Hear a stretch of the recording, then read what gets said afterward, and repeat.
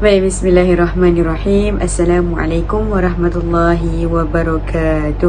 Alhamdulillahirrabbilalamin. Wassalatu wassalamu ala ashrafil anbiya wal mursalin wa ala alihi wa sahbihi ajma'in. Qala rabbi shrah li sadri wa yassir li amri wahlul 'uqdatam min lisani yafqahu qawli. Amma ba'd. Orang yang hebat ialah apabila dia banyak diuji oleh Allah SWT dan kemudian dia lulus ke semua ujian tersebut. Allah akan uji mengikut kemampuan diri dia. Tuhan tak akan bagi kuota ujian yang lebih. La yukallifullahu nafsan illa wus'aha, ikut kemampuan.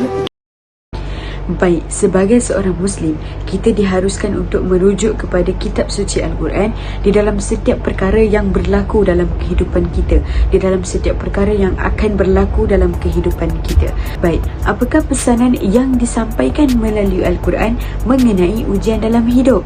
Baik, sebenarnya banyak ayat suci Al-Quran yang menceritakan mengenai ujian dalam kehidupan. Tetapi di sini saya mengambil beberapa potongan ayat sahaja untuk mengongsikannya dan juga sebagai ilmu pengetahuan bagi diri saya. Sebagaimana yang difirmankan oleh Allah Subhanahu wa taala di dalam surah Al-Ankabut ayat yang kedua, a'udzubillahi minasyaitonirrajim. Ahasiban nasu an yutraku an yaqulu amanna wa hum la yuftanun. Maksudnya, apakah manusia ni mengira bahawa dirinya akan dibiarkan begitu sahaja setelah mereka mengaku bahawa mereka beriman kepada Allah Subhanahu wa taala tanpa mereka diuji olehnya? Jadi, adakah kita juga berfikir bahawa kita ini akan dibiarkan begitu sahaja dengan sebab kita sudah mengatakan bahawa kita ni beriman kepada Allah Subhanahu wa taala? Sudah tentu sekali jawapannya tidak. Sebab apa? Sebabnya kita ni tidak akan dibiarkan begitu sahaja, melainkan dengan datangnya ujian kepada kita. Bagi menguji apa? Menguji kesabaran kita, keimanan kita kepada Allah Subhanahu wa taala.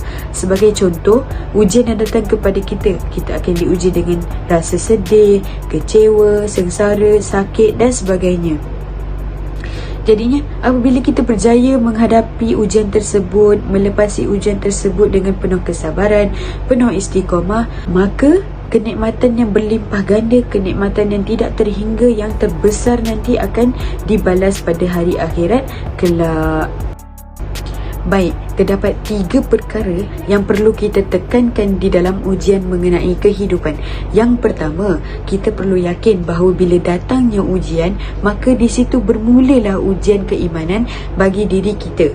Yang kedua, cara kita menghadapi ujian tersebut adalah dengan bersabar. Yang ketiga, apabila kita berjaya menghadapi ujian tersebut, melepasi ujian tersebut, bukan tentang siapa kalah, siapa menang, tetapi untuk membuktikan bahawa diri kita ini menjadi lebih baik ataupun sebaliknya.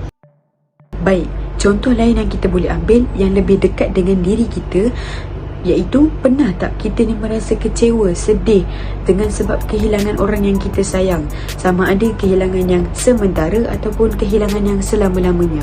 Kehilangan yang sementara dan selama-lamanya ni sangatlah berbeza. Sebab apa saya kata berbeza? Sebabnya saya akan kongsikan sedikit cerita yang berlaku pada diri saya. Pada tahun-tahun yang sudah, sahabat saya ni kehilangan ibu dan ayahnya. Waktu tu saya fikir, macam mana kalau kita yang hadapi benda tu? Macam mana kalau kita dekat tempat kawan kita tu? Bukan saya saja seorang fikir, saya rasa macam semua orang fikir benda tu. Sebab kita tak nak kehilangan orang yang kita sayang, lagi-lagi ibu dan ayah kita. Jadi, dan pada tahun lepas juga saya menghadapi perkara tersebut. Saya kehilangan ibu saya. Waktu itu kebetulan saya berada di rumah, dan waktu ibu saya menghembuskan nafas terakhir tu, saya menghadapnya. Jadinya saya tak rasa macam terkilan sangatlah. Cumanya perkara-perkara yang kita nak bersama dia, kenangan yang lepas tu tidak akan kita hadapi lagi, tidak akan kita jumpa lagi. Kita cuma boleh ingat, kenang semula. Tapi bila kita sedih, kita rindu tu, kita perlu buat apa?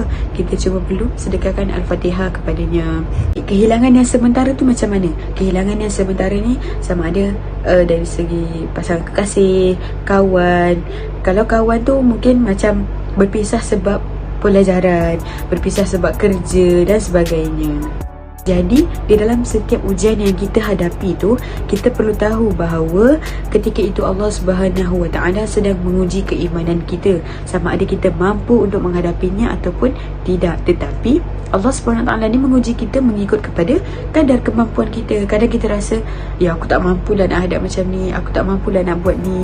Tapi sebenarnya kita mampu sebenarnya. Sebabnya Allah Subhanahu Wa Taala ni tidak akan menguji kita luar kemampuan kita. Sebagaimana yang disabdakan oleh Rasulullah sallallahu alaihi wasallam, may yuridillahu bihi khairan ibtila. Maksudnya, barang siapa yang Allah inginkan kebaikan kepada dirinya, maka dia akan mengujinya, iaitu dengan memberikan ujian kepadanya. Jadi, macam kata-kata hikmah yang kita boleh ambil adalah setiap ujian yang berlaku ada hikmahnya. Oleh sebab itu, kita tidak perlu rasa kecewa, sedih ketika ditimpa ujian tersebut. Sebab apa? Sebab ketika itu Allah Subhanahu Wa Taala ni nak memberikan kebaikan kepada kita.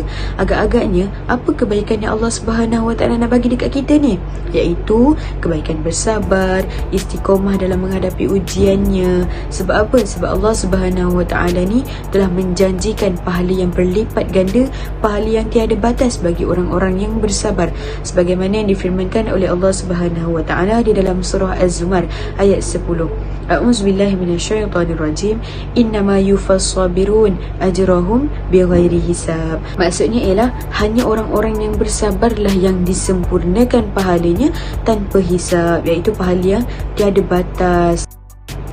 Jadi, akhir sekali, mari kita renungi kehidupan kita ni dan sentiasa meminta pertolongan daripada Allah Subhanahu Wa Taala dan akan merasakan kenikmatannya pada hari akhirat kelak.